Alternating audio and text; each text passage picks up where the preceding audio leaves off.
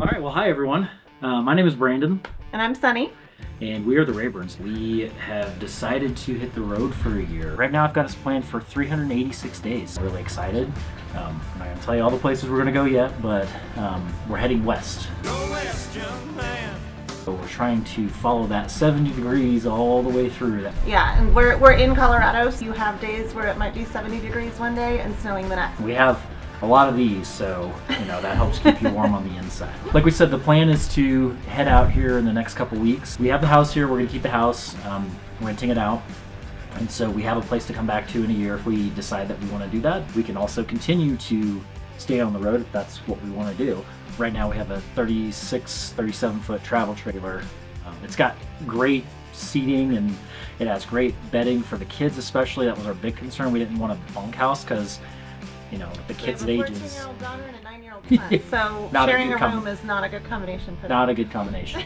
Our son has his own little bunk room area. Our daughter has sort of a loft area above and over where he's at. So they're separated by a wall, which is, if you have two children close in age, that's crucial.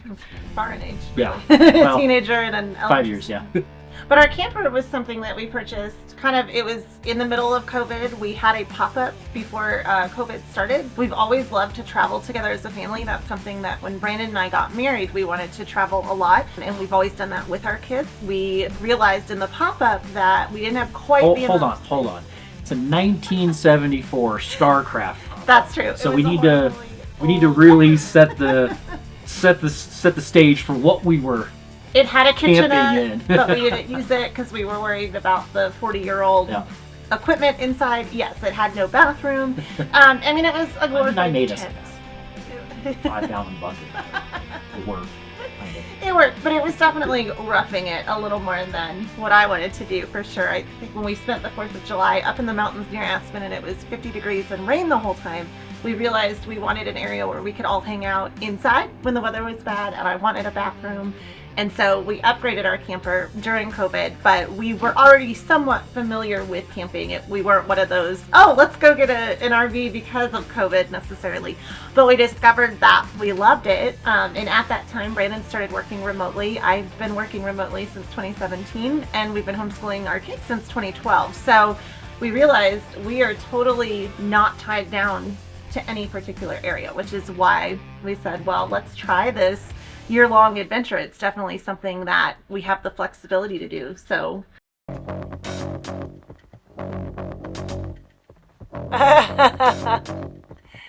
weird.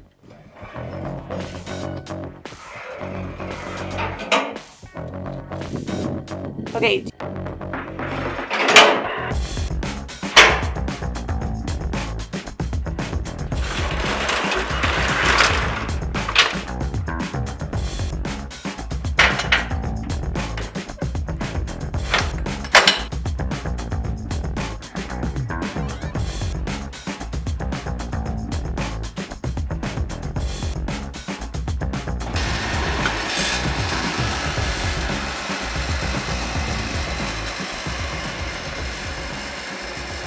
Refill.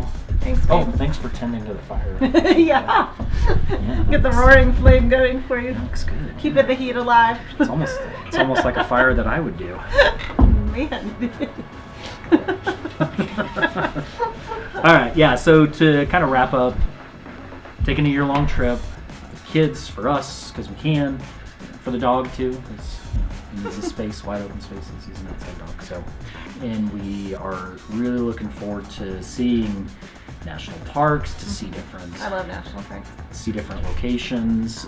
We'll be going to cities too that we haven't been to. We won't be spending a ton of time in the cities, but we'll be spending time in those locations and seeing obviously the sights and things like that. So Seattle, for instance. You're just giving away the whole itinerary. I know. But I was going to say, as an example, right? So Seattle, if a person were to visit Seattle, not saying that we are or are not, but they would go to places like the Space Needle, seeing those areas, obviously Rainier, stuff like that. So that's the kind of stuff that will, in the cities. I think I just... So you just smothered the fire.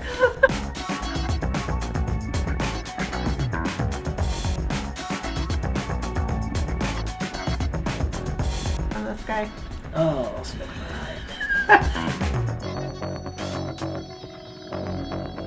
Oh. There we go. Is the hammock in the frame? Yeah. Oh, okay. It's in the frame. So just stay back. We're recording. I don't see the hammock. Yes, you do. Wait right inside the door, and we'll wave at you when you come. When it's time for you to come out. Okay. You might want to grab your shoes. Yeah, get too, your so your shoes. feet will get cold.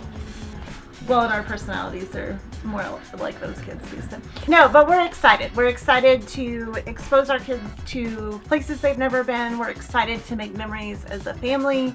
We're excited just to spend all that quality time together. We have found when we camp, we don't watch TV, and we do occasionally, but it's not, I think when you're at your house, you have a tendency to all go to your separate areas and watch TV or read a book or do something that isn't as collaborative. But when you're in the camper, you're all together, and So I think that's a fear. fun. I think that's a fear and a piece of excitement is that we are going to have all of that togetherness in a much smaller space. So it's going to force us It'll to. be interesting. It'll be interesting.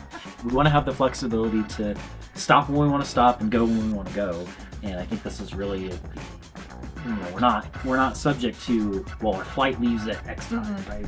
Or we have to get back to work in the office, or Yeah. any of that.